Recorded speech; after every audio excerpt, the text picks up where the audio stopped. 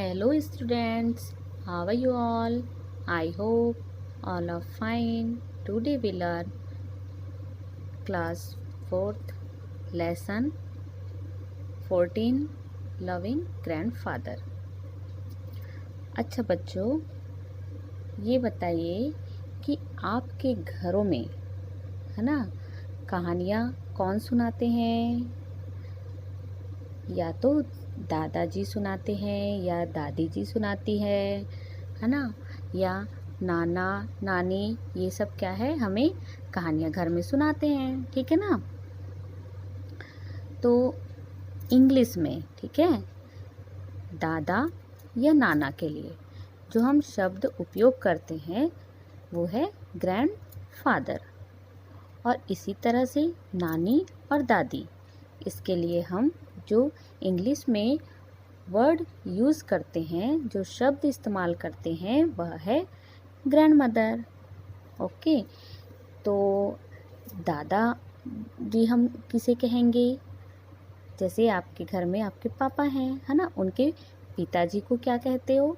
दादा, ठीक है, तो उनको हम ग्रैंडफादर बोलेंगे। और पापा की मम्मी को दादी, तो उन्हें क्या कहेंगे? ग्रैंड मदर, ठीक है। इसी तरह से यदि मम्मी के भी मम्मी पापा हैं, है ना, तो मम्मी के पापा को क्या बोलते हो?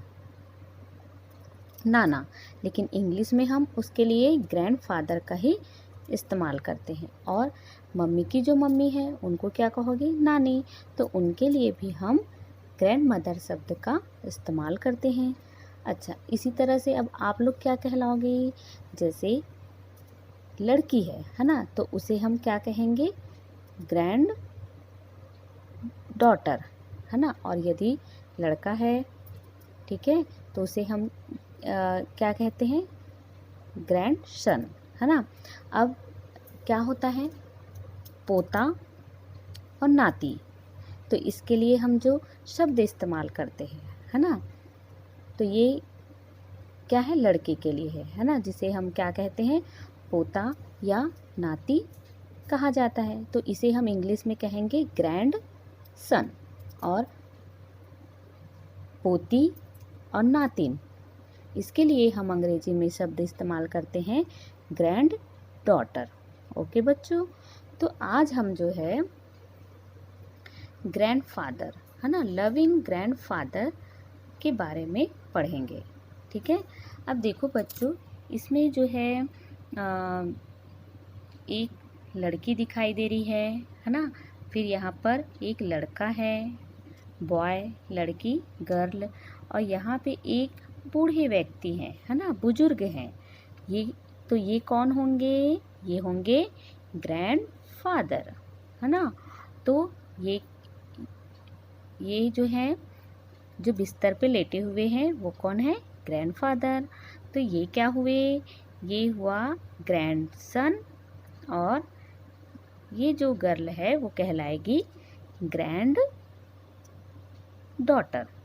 ओके, अच्छा बच्चों, तो ये बताओ, क्या आप लोग अपने दादा दादी, नाना नानी, इनको पसंद करते हो ना? जो ग्रैंड मदर है, ग्रैंडफादर है, सभी लोग करते हैं, है ना। और क्यों करते हैं? क्योंकि वो हमें जो है अच्छी अच्छी कहानियाँ सुनाते हैं, इसलिए सभी लोग क्या है, अपने जो ग्रैंडफादर है और ग्रैंड मदर है उनको बहुत पसंद करते हैं। Okay, so let's start loving grandfather.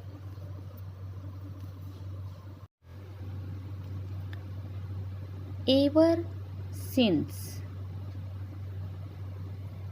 Ever since का मतलब है जब से। ग्रैंडपा, ठीक है, शॉर्ट में हम ग्रैंडपा भी कहते हैं, है ना। तो दादाजी फेल का मतलब है गिर गए, डाउन, फेल डाउन, गिर गए। एंड और स्प्रैंड का मतलब होता है कि मोच आ गई, ठीक है, स्प्रैंड मतलब मोच आ गई। हिज, उनकी, आर्म, भुजाओं में। ही हैज़ चेंज्ड। चेंज का मतलब होता है बदलना, चेंज्ड मतलब बदल गए। ठीक है, अब इस पूरे सेंटेंस को पढ़ के बता रही हूँ। Ever since grandpa fell down and spread his arm he has changed. जब से दादाजी गिरे हैं और उनकी भुजाओं में, आर्म मतलब भुजाओं में, मोच आई है, ही हैज़ चेंज्ड, तब से वे बदल गए हैं। ओके, तब से वे बदल गए हैं। जब से दादाजी गिर गए और उनके भुजाओं में चोट आई है, तब से दादाजी बदल गए। अब हम नेक्स्ट पढ़ते हैं। He has become very quiet. Quiet का मतलब होता है शांत हो जाना। He does not even speak to us. He मतलब उन्हें जो है बात करना अच्छा नहीं लगता था, है ना। तो क्या होगा? ही हैज़ बिकम वेरी क्वाइट। वह बहुत शांत हो गए हैं। वह बहुत शांत हो गए हैं। He does not even speak to us. वे हमसे, है ना, अस मतलब हमसे, वे हमसे बात भी नहीं करते। वे हमसे बात भी नहीं करते। नेक्स्ट है ही कीप्स। ही कीप्स मतलब है वह, है ना। Sleeping the whole day. Sleeping मतलब सोते रहते हैं। होल डे मतलब पूरे दिन, दिन भर। ठीक है। ही इज़ वेरी सैड। सैड मतलब दुखी। ही मतलब वह, वेरी मतलब बहुत, है ना। तो क्या हो जाएगा? इस पूरे सेंटेंस को पढ़ते हैं। He keeps sleeping the whole day. वह दिन भर सोते रहते हैं। He is very sad. वह बहुत दुखी है। Okay, next line. He does not even go out. He मतलब वह, does not even go out, वह, गो आउट मतलब बाहर, वह वे कहीं बाहर भी नहीं जाते। He does not even go out, वे कहीं बाहर भी नहीं जाते। ओके, नेक्स्ट पढ़ते हैं। ग्रैंडपा लव्ड मतलब उनको अच्छा लगता था, दादाजी को, टू गो फॉर वॉक, उनको चलना अच्छा लगता था। ठीक है। He loved to do his exercise, और उनको एक्सरसाइज मतलब व्यायाम। ठीक है। लव्ड मतलब वो भी पसंद था। पूरा सेंटेंस पढ़ते हैं। Grandpa loved to go for walks. दादाजी को चलना बहुत अच्छा लगता था। He loved to do his exercises. उन्हें व्यायाम करना भी बहुत पसंद था। नेक्स्ट पढ़ते हैं। ग्रैंडपा दादाजी, your friends are there. Your मतलब आपके, फ्रेंड्स मतलब मित्र, दोस्त,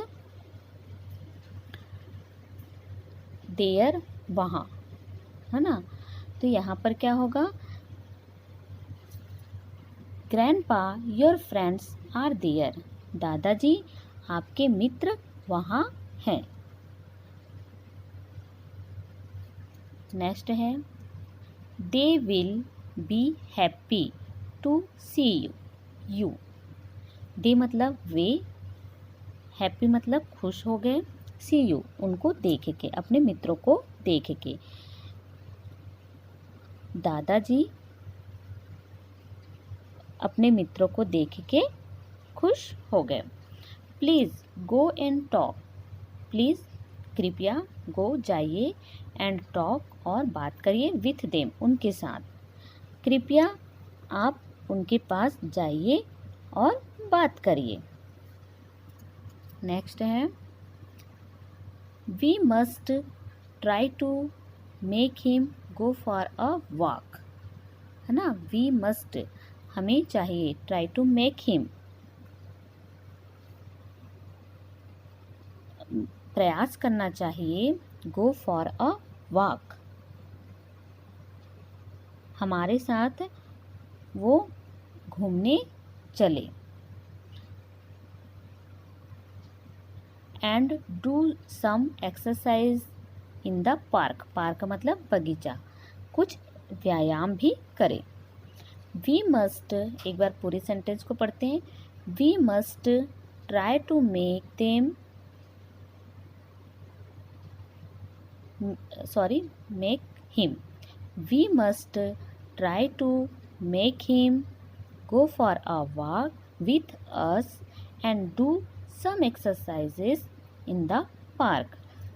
हमें प्रयास करना चाहिए, we must try to make, हमें प्रयास करना चाहिए him कि वे go for a walk with us हमारे साथ घूमने जाए, and do some exercises in the park और बगीचे में कुछ व्यायाम करें। ओके, नेक्स्ट है थैंक यू माय चिल्ड्रन, धन्यवाद मेरे बच्चों, फॉर टॉकिंग मी, है ना। टॉकिंग मतलब बात करने के लिए, out in the fresh air. तो कहते हैं शुक्रिया मेरे बच्चों, मुझे ताज़ी हवा में ले जाने के लिए। It's been a long, long मतलब लॉन्ग टाइम, लंबे समय के बाद। I have been with my friends for a walk,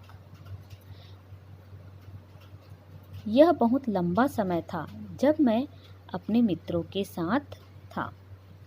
ठीक है, तो वो क्या कहते हैं, थैंक यू माई चिल्ड्रन, धन्यवाद मेरे बच्चों, for talking me out in the fresh air, मुझे ये ताज़ी हवा में ले जाने के लिए आप लोगों का धन्यवाद। It's been a long time, यह बहुत लंबा समय था। I have been with my friends और फॉर अ वॉक, जब मैं अपने मित्रों के साथ था, यह एक लंबा समय था। ओके, तो इसमें यही है कि दादाजी जब गिर गए और उनके भुजाओं में जब चोट लगी, है ना, तो वो क्या रहने लगे, वो शांत रहने लगे, किसी से बात भी नहीं करते थे। तो बच्चों ने क्या सोचा कि दादाजी अपने मित्रों को भी याद कर रहे होंगे, इसलिए एक दिन क्या किए कि उनको पैदल चलने के लिए कहा, अपने साथ घूमने के लिए कहा, और बच्चों ने फिर अपने साथ दादाजी को बगीचे में लेके गए, उनको थोड़ा घुमाए, फिर उनके दोस्तों के साथ बात करने के लिए कहा। और जब दादाजी ने उनके साथ बात किया और बाहर की ताज़ी हवा ली तो उनको बहुत अच्छा लगा, और इसीलिए वो बच्चों को कहते हैं थैंक यू, क्योंकि बच्चों के कारण से ही वो बाहर निकले और उनको अच्छा लगा, है ना।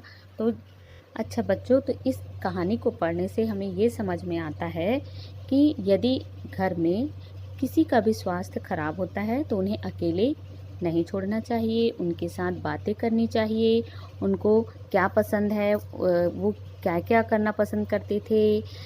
जैसे कि दादाजी को घूमना पसंद था, पैदल चलना पसंद था, एक्सरसाइज करना पसंद था, तो इन चीज़ों के बारे में उनसे बात करके, है ना, उन जो शांत रहते हैं तो उनको क्या करना चाहिए, उनकी जो इच्छा है उनके हिसाब से उनको बाहर ले जाने का प्रयास भी करना चाहिए जो हमसे बन सकता है।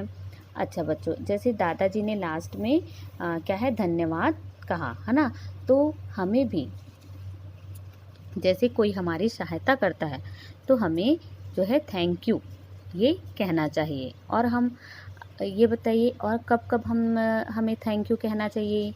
जब कोई हमें बधाई देता है किसी चीज़ के लिए, यदि कोई क्लास में फर्स्ट आ गया है ना, और बधाई देते हैं, कॉन्ग्रेचुलेट करते हैं, तब हमें जो है थैंक यू शब्द इस्तेमाल करना चाहिए। कोई हमारी सहायता करता है तब उसे थैंक यू कहना चाहिए।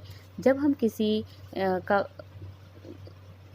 जो है पेन या कोई वस्तु उपयोग कर लेते हैं, तो उपयोग करने के बाद जब उसे हम वापस करते हैं तो उन्हें धन्यवाद, थैंक यू जो है कहना चाहिए, है ना। धन्यवाद तो हम बोलते ही हैं, लेकिन इंग्लिश शब्द का आप लोगों को इस्तेमाल करना है, तो हमें क्या कहना है, थैंक यू। अधिक से अधिक हमें जो है इन शब्दों का इस्तेमाल करना है, ठीक है। और जो घर के बड़े सदस्य हैं उनका ध्यान भी रखना है।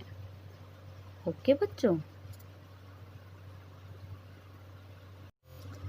ओके बच्चों, bye, see you in the next video.